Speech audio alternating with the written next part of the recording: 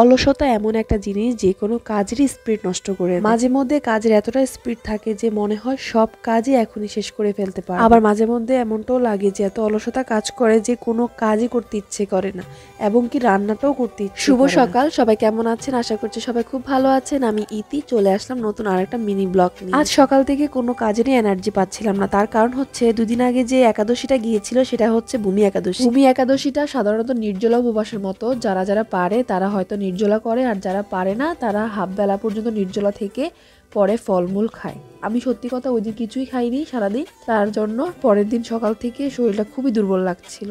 যাই হোক, আজকে দুপুরের জন্য রান্না করছিলাম, তেমন কিছু না, রান্না করতে একদমই মন চাইছিল না, তো সিম্পলভাবে রান্না করছিলাম। এখানে করেছিলাম টমেটো ভর্তা, আর করেছিলাম উস্তে ভাজা, ডাল, আর করেছিলাম ডিম সিদ্ধ করে ডিম ভুনা।